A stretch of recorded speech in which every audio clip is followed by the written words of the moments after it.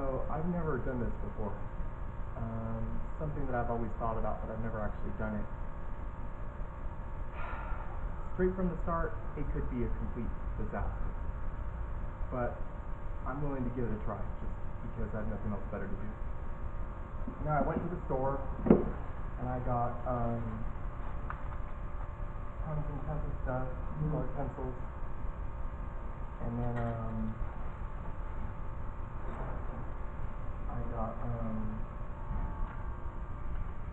charcoal pencils, more charcoal, and then sharpener. This is the only eraser that I swear by. It has a specific color. It comes in triangle also. This is for straight lines. I never actually used these, but I've always wanted to, just in case of an emergency I wanted to use them. More colored pencils.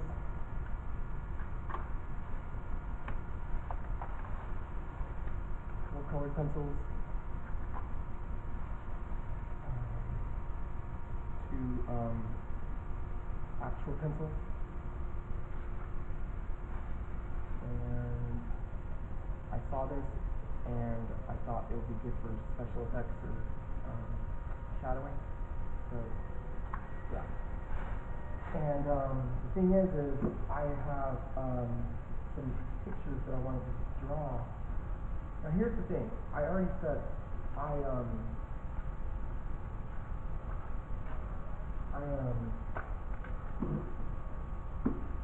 well, I wanted to do some drawings, but I've never actually done a background before. So I have some pictures that I'm thinking about doing some drawings for, but I haven't decided which one just yet. This is the prom queen, Adrienne Irvin. Her with a friend. She's a teacher in San Francisco now, California. And then Haley and Lou. Now I don't know just yet which one I want to do, but what I was wanting to do was also, I took these off of my camera so that I could give them a background. So, because I've never done a background before. I've never actually done a background with a person in the picture. So these are pictures that I took, and then so when I want to put them near something, then they at least get their background. That way you can kind of, it gives everybody the concept ahead of time that to plan on doing a background when you start a picture.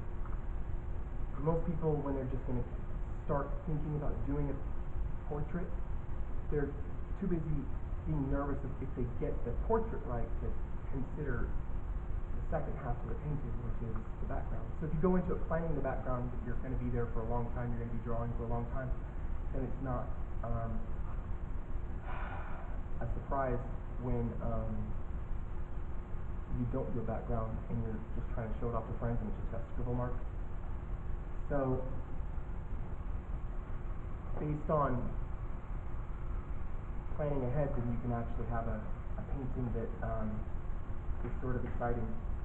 So, but there are just some pictures that I took where I haven't decided this either. But that way you go into it, even if you want to do it badly, or more like the style of it being a painting, meaning not really following through with every single detail. You just want it like, it's called fantasy. So you have something to go with when you want to start a fantasy. So you have some things that you can attribute to you, being that it's still an original because you're the one that took the picture. So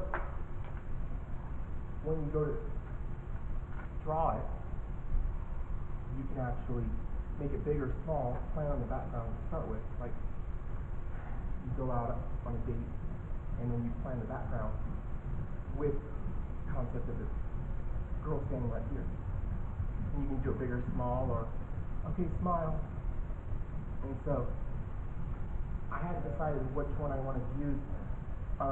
Most of my pictures in the past that I did were of Haley, but I did, I don't know why, there's something really dynamic about Haley. She always sort of has this quality that makes it seem like you'd be not taking advantage of a rare opportunity. I don't know why. I did a second picture of Haley because I wanted to change her shirt. That's why I did this one, because that's one of the other luxuries about doing your own painting, is you can actually change her shirt. And so one of the things that I was going to do was a picture with her but with a different shirt on, and then I guess this could work, and then you do a different background. So we would need then to basically decide ahead of time that it's going to be sideways. And then what you do is, sort of like when I figured out finally that you have to do the hair first when you're drawing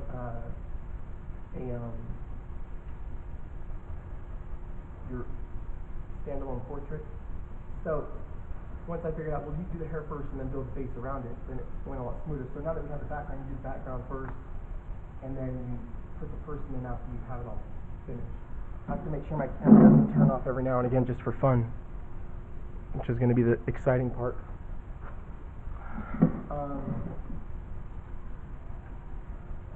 I've never ever done a background in my life. Some people, this is all they know. God bless their heart. And it's their profession, and they're damn good at it. And, me personally, I've never sort of gotten past the face part. So, now, everybody approaches this probably in a different way, and there's probably the right way, and there's probably the very, very, very wrong way, and more than likely, without having any professional direction whatsoever, I'm going to start it out doing it the really, really wrong way. And they're probably just going to be like,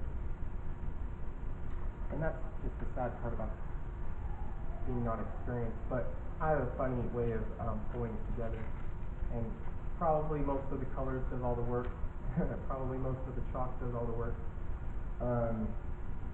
But essentially what we're going for to start with is getting the picture ready.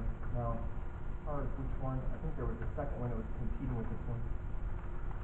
There was one more that I thought was definitely good enough as this one. And you can basically then start to see that you would put her, and you would do your dimensions, you put her where the top of her head would basically go right here. So then, knowing that, you know that her shoulder area would go right here. So you basically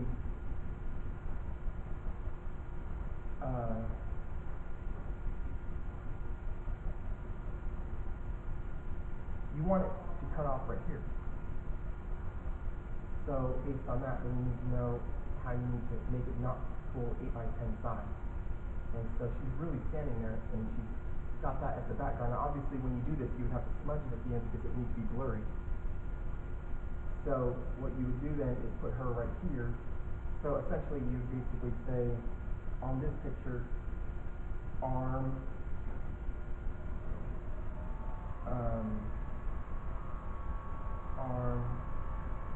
and then shoulder, shoulder, shoulder, head, head,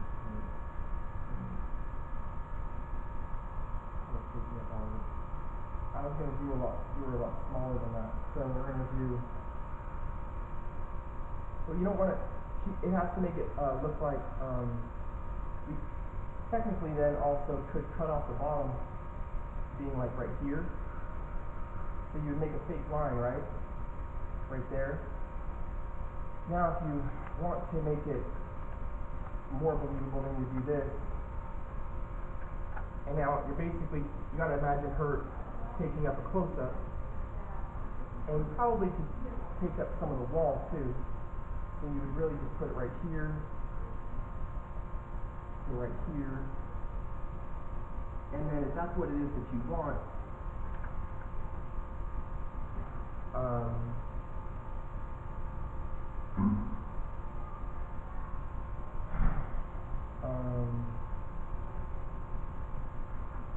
then you would essentially go basically all the way up to here, and then to here, to here, to here, and now it's already, so we're basically going from right here to right here,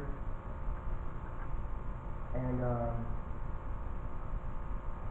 so this is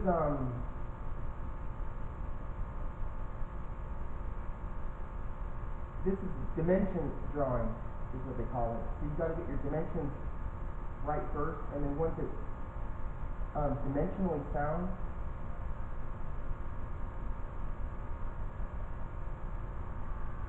then and I actually did it exactly right. So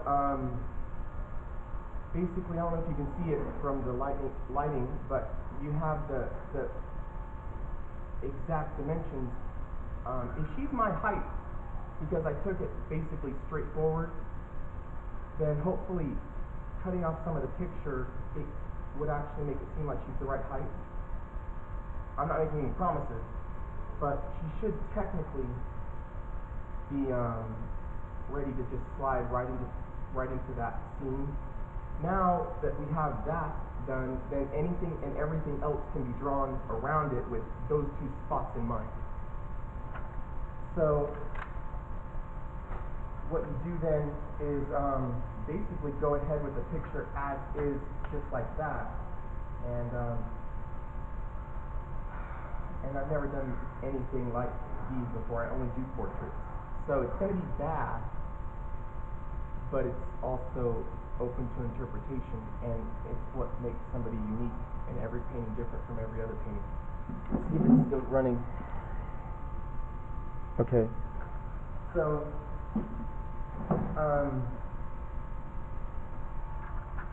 well, what we're going to do to start with is make it, for now, exactly the way it is. And then, that way all the dimensions stay correct.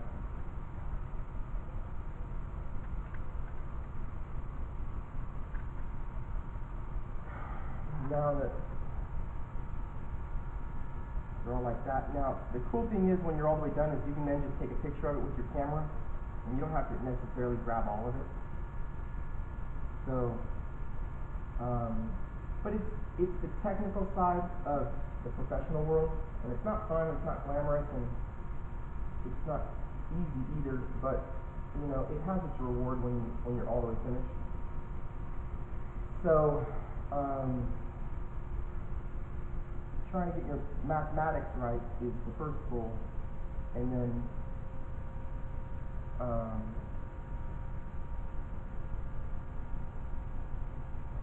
now, as long as you can technically make it so your dimensions are right, and you have an eraser, do everything always with a pencil first that accepts your eraser really, really well. Then once you know that you're now I didn't check that, so I don't really know, but you should. And that way, when you make mistakes dimensionally, like when it's just getting out of now I always spot draw, which is just by side.